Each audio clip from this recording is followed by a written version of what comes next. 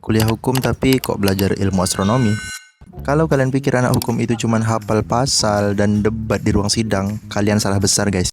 Kalau di video sebelumnya aku spill latihan simulasi sidang, kali ini aku mau tunjukin POV lain dari kehidupan anak hukum yang mungkin jarang kalian lihat. Nah, kenalin guys, ini salah satu mata kuliah yang menurutku paling keren sih, namanya ilmu falak. Kalau dalam sains, ilmu ini berkaitan erat dengan astronomi atau ilmu perbintangan. Jujur aja, sebelum masuk kuliah aku juga nggak nyangka kalau anak hukum bakal belajar hal-hal seperti ini. Awalnya aku pikir yang dipelajari cuma seputar peradilan, persidangan, dan pasal-pasal hukum. Di mata kuliah ini, kami belajar banyak hal yang nggak pernah aku bayangin sebelumnya. Salah satunya yaitu adalah menghitung waktu sholat menggunakan data dan perhitungan posisi matahari. Dan ternyata prosesnya nggak sesederhana yang aku kira. Ada banyak data yang harus dihitung dan dipahami supaya hasilnya bisa akurat. Nah, kurang lebih seperti inilah guys, data-data matahari yang kami pelajari untuk menentukan waktu sholat secara ilmiah. Makanya aku kadang agak heran kalau ada yang bilang kuliah itu nggak penting.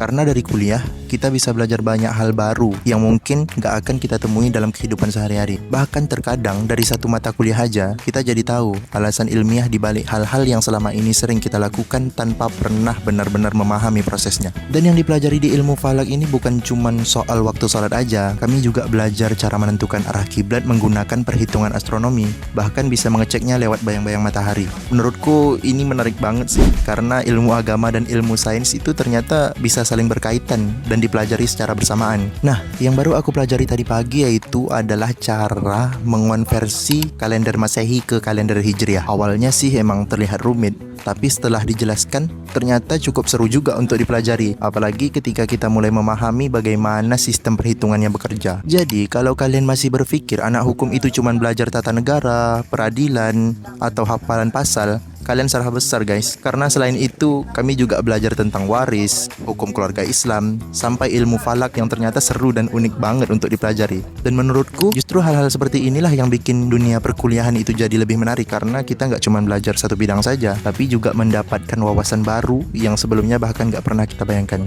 Oke guys, mungkin sekian dulu video kita kali ini. Sampai jumpa di video selanjutnya. Oke guys, see you.